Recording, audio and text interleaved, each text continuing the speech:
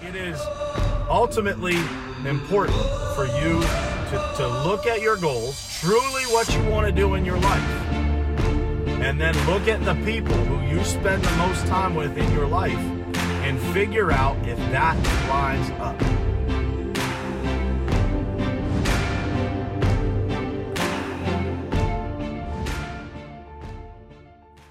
All right, what's happening? Good morning, everybody. It is Thursday, November 14th, 2019. It is a great Thursday. It's a brisk Thursday here in Pittsburgh, Pennsylvania. And we're back with a little bit of Ask Me Anything this morning. So I got a couple of things that people have asked me over the past couple of days that I'm going to start off with here. But I would appreciate everybody's questions as you guys jump in here. Just drop your questions down in the comments over there, and I will be sure to get to them. But I got a couple of good questions that I've been asked over the last couple of days here that I think will be beneficial for some of you guys, for you business owners. The first question is pretty good, and the second one is one that I think probably everybody on this stream has either thought about doing or eventually will think about doing, and so I think there's some value to that too. But if you guys have questions, I will put your questions in front of the questions that I have chosen. So the first question that I want to cover is, how do you recruit people into your business? I get asked this question fairly frequently, and I got asked it yesterday on my way home because I think that a lot of people, especially in our business, in the construction business, have a hard time recruiting the right people. People see the people who are on my team, and they're very interested as to how we acquire those people. So I'm going to talk to you guys about that. But first and foremost, I want to say good morning to my crew. My wife was the first one to comment this morning. She's up and at 'em here this morning with the kids. So good morning, babe. Eli, what's happening? Lydia, Dayton Packard, my dude, what's happening? Good morning to you as well. Dean Dio, brother, I owe you a phone call, and I will be reaching out today. We got to get some things moving here. Patricia, always on here. Good morning, my dear. I appreciate you. And Darren, good morning, man. I think it's Darren, and maybe it's his wife. What's happening, Clayton? Good morning, brother. From downtown Pittsburgh atop Mount Washington. My man Clayton is watching up there. If you guys aren't following Clayton, you should probably do that because he's got a lot going on in the real estate space. So with that said, so how do you recruit people into your business? You know, I think number one, that is a question that if you guys are business owners, you should always be asking yourself, how do I recruit more people? How do I recruit better people for my team? Because as you grow the people on your team and those people become more aligned with your mission and vision, that is ultimately what puts the rocket fuel in the tank of your business that allows you to grow to entirely new levels. And so I think it's really important to always have a focus on recruiting the right people, or having a bullpen of people, as we call it, that are ready to jump into your business as the growth escalates. So that's number one. Always be working on that list of people that are there when you need them to be able to grow your business. So you never want to be, in our business, we have never actually, put out a random application for people to come work at our business. Now, we are looking to grow here over the next couple of months, so you guys will see us start to put out a couple of posts. We're looking for a person to work closely with me here in Pittsburgh, and we're looking for a person to work closely with my man Mike up in just outside of Minneapolis at our office up there. So we're looking for a couple of people that we will bring in. We will mentor those people, and we will grow them into whatever career it is that they want. Eli is on here. Eli is looking to get from where he's at right now, doing his role within our company, to eventually having a lot of influence in the marketing sector of our type of business. And we're working on that daily, weekly, monthly. Eli and I have calls all the time talking about how to grow him into that. So that has nothing to do with recruiting, but let me tell you how it's related. So when we are looking to bring people in, those people typically come from relationships that we've already established, people that we're communicating with on social media. I would tell you that social media will play an enormous role in your ability to recruit the right people into your business and the right people into your life. Because what you put out onto social media, if you are not doing these types of things or putting out posts or sharing your ideas on things or talking about your business, then you're going to be unable to recruit or attract the right talent. A lot of people, a lot of businesses refer to this in today's world as hiring. The word hiring has been retired for years, guys. It comes down to, are you recruiting and attracting the right people into your business? It has nothing to do with hiring anymore. And so I would encourage you guys to look at, if you are business owners, if you don't have an online presence, if you don't have a social media presence where you're talking about your mission, your vision, your values, where your company is going, what your team's all about, what you guys are working on, then you're not going to be able to get people's attention to get them interested in wanting to join your mission. One of the taglines that we use in our company is follow our journey, join our mission. Those words were intentionally chosen to attract the right people, because the people that want to join our mission are the people that we want to talk to. We don't want to talk to people that don't believe what we believe. The people that don't want to do the right things, the people that don't want to do whatever it takes. If you look at our team, we are made up of a bunch of people who are willing to do whatever it takes. And if we end up with somebody on our team that is not willing to do whatever it takes, I can assure you that they probably won't last too long, because that is the heartbeat of our company. The personality of our company is to do whatever it takes.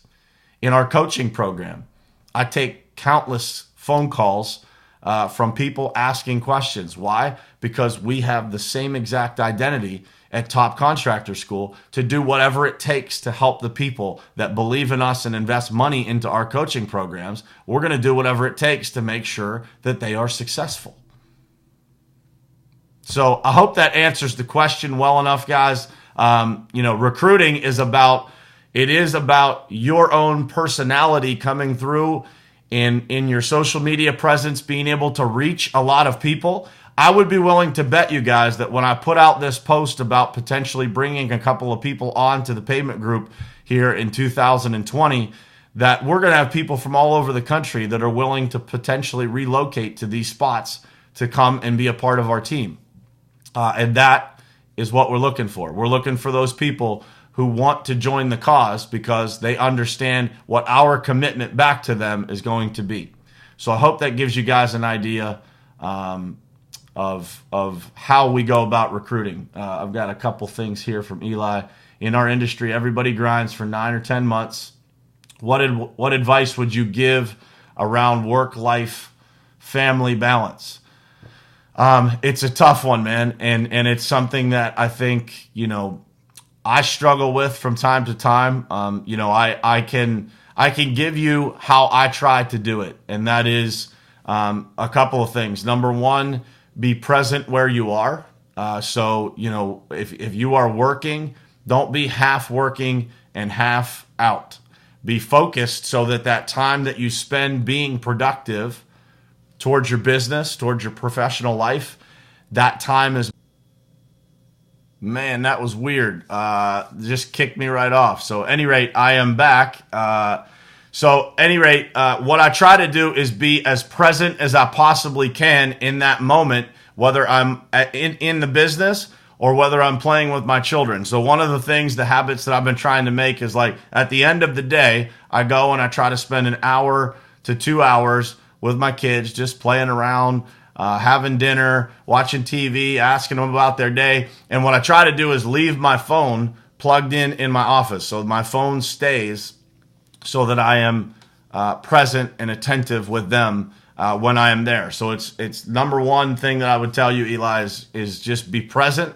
So if you are at work, make it a rule that you don't have a million things coming at you personally throughout the day, because it's really difficult to stay focused on the task and be the most productive. If you are not the most focused and productive at work, then it's going to take you more hours to accomplish those tasks that you're trying to do. I see so many people, when I worked in corporate America, I'd walk past their desks and they're on all kinds of websites shopping and doing this and doing that. And all that does is it just extends the number of hours that it takes to get the result that you're after, right? So being present is super important. The second thing that I will tell you is scheduling your life. So having a plan, using a planner, being disciplined about where you spend your time and how many hours you dedicate to certain things. I can tell you, if I don't schedule time to be with my family, to go with my wife places, it doesn't happen. So you have to be conscious of that, and you have to always be making that time, setting that time aside and setting rules for yourself. And the last thing I will tell you is you have a lot more time than you think. And as you start to try and condense your time and make it go further, you're going to find out exactly how much time you have when your time is crunched. I say this frequently to people, but I always thought in my life that I was busy. And every year I feel like I get busier and busier. And I'm sure 5 years from now, I'll look back at 2019 and say, haha, I thought I was really busy. The reality is you always have a way to find a higher gear. You just have to keep working at it. And you have to have a plan and something to kind of reference, aka a planner, to see exactly how you're doing with regard to managing your time.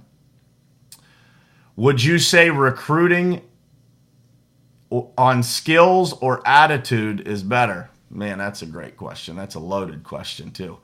I would tell you that I would take attitude and motivation all day long over knowledge and job skills. And the reason for that is that the second two are a lot, not that they can't be taught, they take a lot longer to teach. I could teach anybody the knowledge and the job skills that they need to do something at our company. But it takes a long time if you've got somebody that's not motivated or doesn't have a good attitude because of things that they've been through in their life or what they're going through in that current moment, or just in general, kind of how they've been brainwashed over the years to believe things, a certain way, that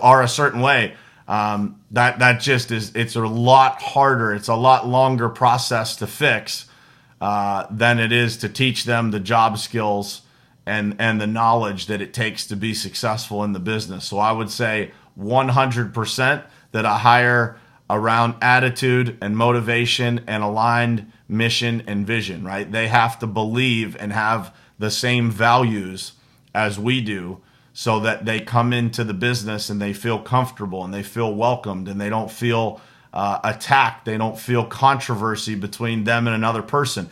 If they don't share the same values as you and your team, then people aren't going to feel that way.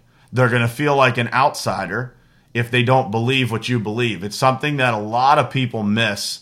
When they're hiring people, they tend to just hire. They get really busy, and so they put out job posts and they look for bodies, right? They look for bodies instead of looking for the right person. It just doesn't work, guys. It's a really difficult thing to fit people that you don't know their values. You don't ask them the right questions. Sometimes you're going to have to hire people off a job post, but I would recommend that you spend a lot of time actively recruiting and keeping a bullpen of people that align with the mission and vision of your business, of your team if you're running a team, or if you're an employee, they align with the mission and vision that you believe and your company believes so that you can work with people that you enjoy. If you're just an employee within a company, you can still help build your team so that your life is more enjoyable there. And then, you will go from being an employee to being a leader because you've shown leadership skills that enable you to take your job and your experience at work to the next level. I think there was another question. Nope. And the last question that I've gotten 2 times in the last 2 days was questions around investing into a coaching course, right? Should I do it? Should I not? Is it the right course for me? Is it the right is it the right scenario for me to take my money and invest into this? And here's what I will tell you guys is that, number one, you have to invest in yourself to take things to the next level. If I look back in the history of my life, in our company, every time that we have made an investment or I have made an investment into, my further development or the further development of our team, what it has done for that person, whether that be me or somebody on our team, it has given them a new vision, a new motivation, a new excitement to what they're trying to accomplish, right? To where they're going in their life. And I'm telling you guys, that is half the battle, right? It's having people focused, excited, motivated to take themselves, their business, their position to the next level. And it doesn't have to be necessarily something that is related to their job. Why do you think that businesses, large companies, pay for people to go to college? For careers that are unrelated to what they currently do. There are people that work in sales jobs that get their nursing school paid for. The reason is, guys, is that education and development, self-development, make you better at every aspect of life, not just at what you're studying. They make you more focused, more disciplined. It teaches you life lessons that otherwise you wouldn't get. And so I would encourage anybody to go into some sort of program that's going to make you better, that's going to get you around other people who are also trying to get better. It is a really important thing for you to do. And when you invest your money, it means something to you. When you have to pay to be a part of something, you want to get better from that result. That's a natural thing. You spend money for something, you want to get something for it. And so I think it's a great thing for you to invest in coaching programs. With that said, it has to be, timing is everything. So you have to find the right program for the right situation in your life, and you have to make sound choices. And when I say that, I had an opportunity to be part of the Arate Syndicate this year. I did not join that program because I felt like the timing of the expense of that program was not quite in alignment with where I was. I had some things going on that I was hesitant about doing that. Looking back at that, I am very thankful that I didn't do it. It's not that I don't think that program would have upped my game and had value, but it has to be the right time. And so I would encourage you guys to look at these things and make sound choices about where you are investing. The second thing I would tell you is don't go into too many different things.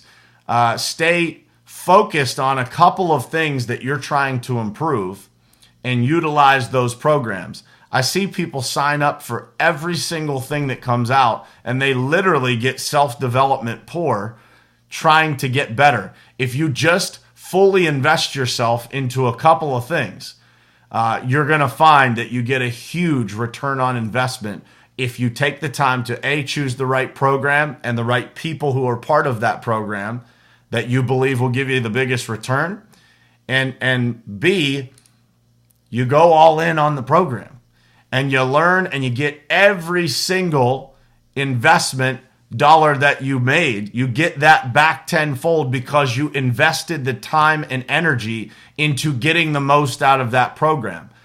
If your life is totally hectic and you're just trying to get started and you're just getting your business moving, it's very difficult for you to juggle 2 or 3 programs of development on top of that. The time is difficult to invest. I would say you need one thing that is dedicated to developing the exact scenario that you're in, what your need is at that moment. And then once you get that, then you move to a different program. You select a new circle of people. But as Mike just said on here, up your circle game. you have to continuously look for those people, that circle that's going to inject energy and passion and motivation and knowledge into you, that is going to make you more successful down the road. I hope that makes sense to you guys. Two things. Why do I do what I do on here? And do I keep my money in the bank or do I invest it into other places? Great questions, Judd. So why do I do what I do on here? When I discovered the world of self-development and I discovered, what these types of programs did for me. The first person that I ever discovered was Tony Robbins. And it just, continued to go from there, right? Tony Robbins to Grant Cardone to Brad Lee to Tim Grover to Andy Frisella to Ed Milet to all these guys. I always was a person within the organizations that I worked with that people came to for advice. People came to bounce things off of. I was always really into and motivated by training and teaching other people. But when I saw what those programs were able to do for me, I almost became addicted to that impact, right? It was like I saw the energy that was transferred to me from these people, the focus, the material, the motivation, the knowledge. And when I started applying those things in my life, those things really took my life, my business career, my businesses now, took all of those things to the next level. And so, I kept trying to figure out how I could make a bigger impact. And I saw some other people who were doing things like this. Glenn Lundy, Ken Walls, guys that, Lee Haight, that I just spoke at his event this weekend. They were doing either live streams or shows or something along these lines, and I saw the impact that those people were making, and I really, really wanted to make that same impact. And so I was in the middle of writing my book, and I thought, man, I'm gonna start a show that is around the idea of improving your perspective, improving your life. And that is how we came here. And as I started this and I started to, kind of see this community taking shape of people that come on here almost every morning or as often as they can. And then the people that watch the replay or listen to the podcast or go on YouTube. It's became one of the greatest things that I look forward to doing every single day. And it's difficult at times. It's difficult to continue coming up with new material. Having things to talk about every single morning takes thought, it takes planning, but it is one of the most fulfilling things that I do in my life. And the second one, do I keep money in the bank or I invest it into other places? I will answer that question very simply because I don't remember who said this. It was probably, I'm thinking it was Grant Cardone, but I'm not positive. But he used this analogy. You guys take a stack of $100 bills and you set them somewhere in your house. And you just leave them there. Come back in a couple of days and see what those $100 bills have done for you. And the answer will be nothing. They have done nothing for you, but they have collected some dust. They've sat there. Maybe they've been cool to look at, but they will do nothing for you. And so what I have done for the past few years, and I was just telling Judd this yesterday, every dollar almost that I get, I don't live completely on the edge, but I live pretty close because I continuously reinvest the money that I make. The businesses that I'm growing, we're constantly reinvesting into people, technology, things to grow them. Because the reality is, guys, is that you guys might look at businesses that I'm a part of from the outside and say, man, that looks so great. But the reality is that they're little seedlings compared to what they need to be and what they should be and what they will be someday. And the only way that those businesses or new ideas grow is by you having the confidence in yourself to put your money where your mouth is and bet on you and bet on the people around you. And if you do that and you continue to double down and you everybody in our company has that same mission. We're playing the long game. because the reality is that the long game is what serves us all. It's what allows us to help more people. It's what allows us to have more employees that are part of our team that join our mission. So to answer your question, Judd, I 100% try to reinvest the money. Money will do nothing for you in the bank, guys. Reinvest it into programs, into retreats. I'm not trying to plug our retreat. It's almost sold out. But those types of retreats, they will change your life, guys. They will put you in proximity to people that will change your life. I experienced it on Sunday. I was a speaker at the event on Sunday. That event changed my life. It changed my life in ways where I gained tools, I gained knowledge, I gained new connections. I met people that will take my game to the next level. Mike Abernathy, if he's still on here, I never met that guy in person. He was posting in my group top contractor community. I'm like, who the hell is this guy, Mike Abernathy? Walks up to me at the event. Man, it's great to meet you. I'm like, man, it's great to finally meet you. I was trying to figure out, right? I'm doing research on the guy, trying to figure out what he does. Now we have a real connection. And those are the things. You are never more than one person away from your life changing in a huge way. But if you are not always looking for that person, if you're not always recruiting in your business, if you're not always being an evangelist of your cause for your business, you will not find those people. If you are not constantly investing your money into other things, into your businesses, into retreats, into coaching, then you will not be able to find those people. And people undervalue this stuff. People look at what I do and the connections that I make, and they think that it's just me. It's not me. It's the money and the time and the resources that I put behind being in proximity of these people. If I didn't do that, I wouldn't be in the situations that I am to meet the people that I meet. If I didn't pick up the phone and cold call Judd Burden last February, my life would be completely different. I wouldn't have any of the connections that I have today. Like I don't even know what percentage of the connections that I have are related to that. But I made the phone call, which came from years of training of cold calling, just not having any hesitation to pick up the phone and call someone. And I didn't hesitate to spend $800 on a flight, $200 and something to get my passport renewed and expedited to be able to make it, and whatever it cost to take that trip to meet him in person. That could have turned into nothing. But the reality is that it didn't. And it didn't because I was willing to invest to take the chance because I believed in it. I believed that something good would come out of that. If nothing else, it would be to help a bunch of people. And what it has turned into in my life, a lot of you guys probably know, but it's unbelievable. We have countless things going on between our companies, between each other, between the two of us, between our circle of friends.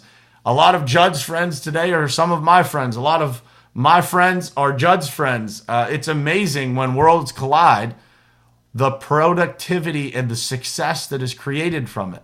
And it all comes down to, guys, always be searching and investing to find the higher gear, to find people that are more like you than what you have today. And when you do that, you're going to find success, you're going to find fulfillment, and your life's going to be unbelievably happy. So I'll leave you guys with that. I appreciate all the questions this morning, guys. As I just sent in a message to Judd and Kevin Gray on WhatsApp, let's rip the ass out of this Thursday, folks. I love you guys for being here this morning, and I will see you tomorrow morning, same place, same time, 7:30 a.m. right here on Morning Perspective. I love you guys.